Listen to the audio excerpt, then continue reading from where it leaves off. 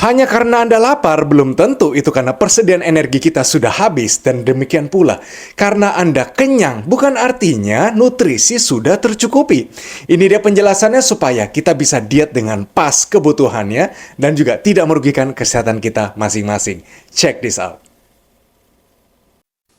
Karena sewaktu Anda lapar, itu bukan artinya lemak Anda sudah habis, bukan?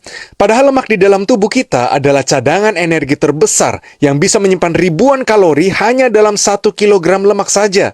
Pertanyaannya, dengan begitu berlimpahnya lemak di tubuh, mengapa begitu sulit lemak tersebut menjadi sumber energi utama? Jawabannya super simpel, yaitu karena berlimpahnya sumber energi lainnya yang lebih mudah diserap oleh tubuh, yaitu glukosa dari sumber karbohidrat yang dikonsumsi secara dominan setiap harinya. Alhasil lemak di dalam tubuh menjadi opsi terakhir hanya apabila terjadi kondisi darurat, yaitu saat tubuh benar-benar kekurangan gula dari karbohidrat.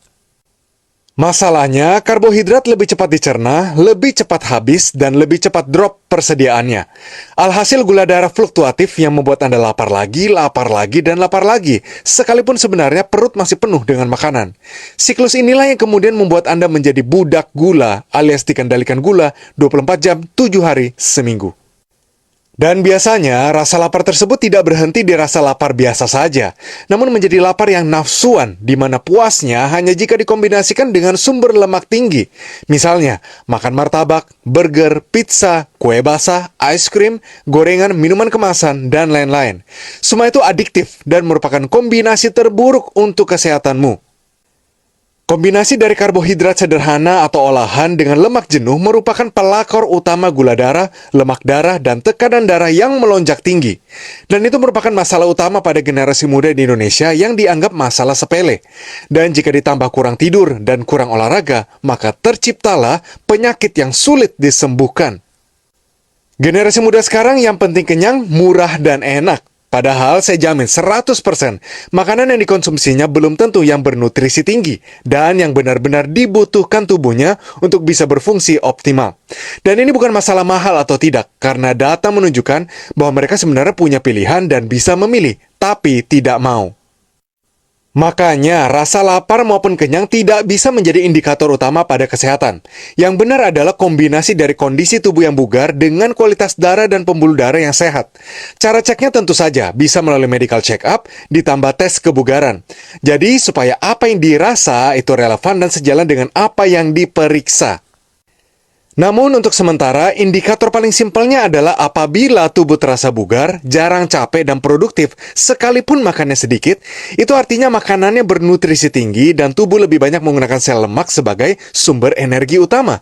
Bentuk tubuhnya pun pasti lebih langsing, terutama di bagian perutnya. Ini namanya fat adapted. Untuk mencapai tahap ini tidak gampang, butuh diet rendah karbo, berpuasa berkala, atau olahraga rutin dengan status rendah pasokan gula. Awal-awalnya bakal sakau berat, layaknya lepas dari narkoba, karena tubuh berontak karena kekurangan gula dari karbohidrat. Tapi lama-kelamaan lemak mulai dipakai, dan energi, mood, dan nafsu makan menjadi stabil. Saya tidak bilang bahwa semua harus diet seperti ketogenik dan kawan-kawan, karena banyak teknik menuju kondisi fat adapted, dan untuk memulainya hiduplah lebih sehat dahulu. Misalnya, secara perlahan ganti porsi karbo dengan sayuran, buah manis dengan buah masam, snack ringan dengan kacang dan biji-bijian, kopi kemasan dengan teh hijau, dan lain-lain. Just be creative. Selanjutnya, kalau olahraga sebelumnya wajib makan kecil dahulu. Jangan juga pakai penilaian sendiri dan jangan habis olahraga makannya kayak kesetanan. Kendalikan dirimu dan pastikan berolahraga yang durasinya lebih lama, yaitu minimal di atas 60 menit non-stop, namun dengan intensitas sedang. Ini teknik terbaik untuk membakar lemak lebih banyak. Terakhir, manajemen tidur harus benar. Kalau tidak, hormon lapar akan mendominasi harimu dan iman yang terkuat pun tidak akan bisa menahannya. Memang sulit, tapi dengan tidur cukup, keinginan ngemil jadi lebih rendah serta otot tidak cepat ciut.